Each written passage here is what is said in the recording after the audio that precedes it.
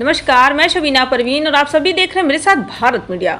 ओम प्रकाश राजभर के मंत्री बनने के सवाल पर क्या बोले पर्यटन मंत्री? क्या सुभाषपा से गठबंधन के बाद 2024 के चुनाव में होगा बड़ा फायदा? पर्यटन मंत्री जयवीर सिंह का गोलमोल जवाब। बलिया की पहचान सुरहाताल, जहां पर्यटन की अपार संभावनाएं। सुरहाताल के विकास के लिए मिली 15 करोड़ की प्रथम किस्त। सुरहाताल को इको टूरिज्म के रूप में विकसित करने की योजना। खबर जनपद बलिया से। पर्यटन मंत्री जयवीर सिंह बुधवार को बागी बलिया की धरती पर मौजूद रहे। मौका था बलिया स्थापना दिवस का, जिसमें ये बतौर मुख्य अतिथि शामिल रहे।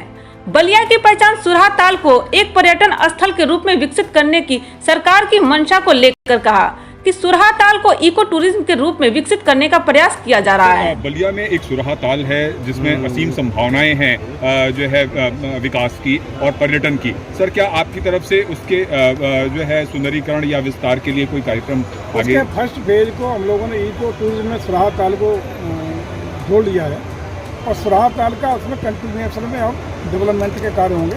पहली किस्त के रूप में प्रथम प्रोजेक्ट फेज 1 के लिए भी हम लोगों ने धनराशि आवंटित कर दी है और मैं समझता हूँ कि बलिया के कई सारे प्रोजेक्ट पर्यटन से और संस्कृति से स्वीकृत हुए हैं, वो अतिशीघ्र आपको। पर्यटन मंत्री मीडिया के सवालों का जवाब दे रहे थे। एक सवाल ओम प्रकाश राजभर को लेकर भी रहा, क्या ओपी राजभर योगी कैबिनेट में शामिल होने वाले एकमात्र मंत्री होंगे?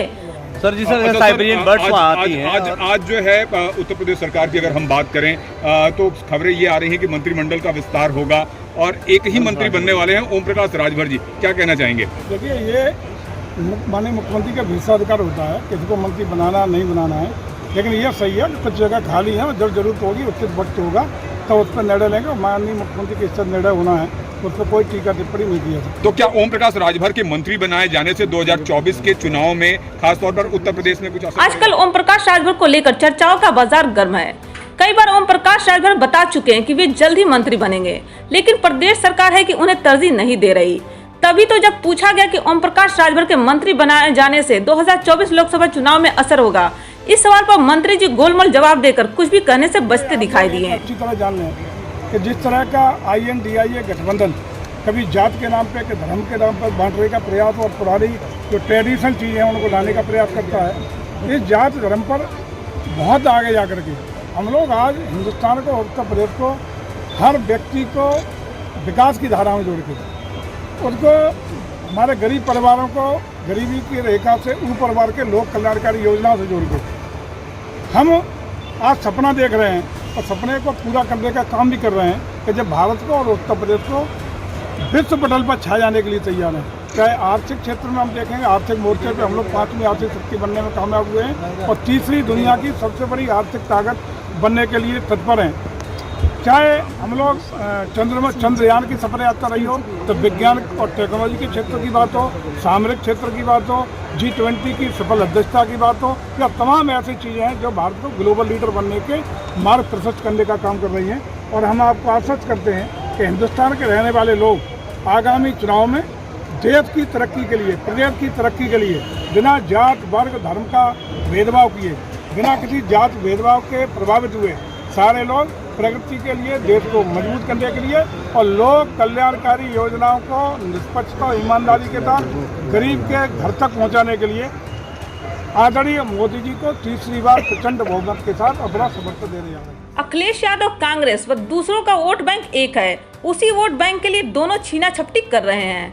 एक सवाल, अखिलेश यादव जो है अभी कुछ दिनों पहले भी अभी साइकिल यात्रा उन्होंने निकाली थी, आज भी उनकी बैठक चल रही है। इंडिया गठबंधन को लेकर, कांग्रेस को लेकर उनके तीखे तेवर जो है आपने भी देखे होंगे और सुने होंगे, तो आपको क्या लगता है कि 2024 को लेकर जो है सर क्या कहना चाहेंगे? देखिए, अखिलेश जी हो या कांग्रेस हो, उत्तर प्रदेश में कोई राय नहीं, 80 की 80 सीटें जीतेंगे।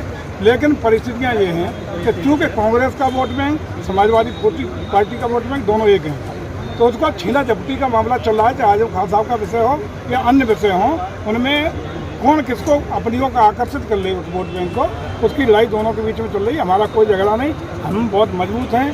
सर्व समाज का, सर्व धर्म का, सभी संप्रदाय का समर्थन, सहयोग उन सब लोगों का जो प्रगति चाहते हैं, तरक्की चाहते हैं, देश को विकास की ओर ले जाना चाहते हैं, जो विकसित भारत बनाना चाहते हैं, उन सबका समर्थन भारतीय जनता पार्टी को है और इसी का परिणाम होगा कि उत्तर प्रदेश की 80 की 80 सीटें भारतीय जनता पार्टी जीतने जा रही है। सर पीडीए तो था,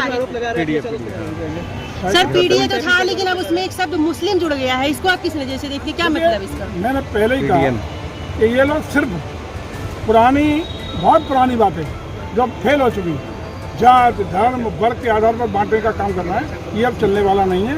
देश बहुत आगे निकल चुका है, देश का नौजवान पढ़ा लिखा है, देश के लोग पढ़े लिखे हैं, वो देश की तरक्की के लिए विकास के लिए काम कर रहे हैं और उसी के लिए समर्थन और आशीर्वाद देंगे। सर 1 लाख से ज्यादा लोगों का पलायन हो रहा है, जिस तरीके से फोन टैपिंग का आरोप लगा रहे हैं, क्या कहना चाहिए सर? देखिए, फोन टैपिंग का कल आरोप विभिन्न विपक्ष के नेताओं ने लगाया, तो इसका सफाई भी एप्पल की तरफ से आई कि 150 देशों में इस तरह का हुआ है, लेकिन उसके बावजूद भी भारत सरकार ने कल ही जांच के लिए निर्देश दे दिए ताकि दूध का दूध और पानी हो, इस तरह की फर्जी बातें फर्जी तथ्य न चल पाएँ, इसके लिए कल ही निर्देश दे दिए गए। जो भी परिणाम आएगा आपके सामने होगा, लेकिन सरकार न किसी की टेपिंग करा रही है, न किसी की जासूसी करा रही है, केवल और केवल सच्ची लोकप्रियता पाने के हथकंडे अपनाने का काम। तो सरकार एप्पल कंपनी पे केस करेगी क्या?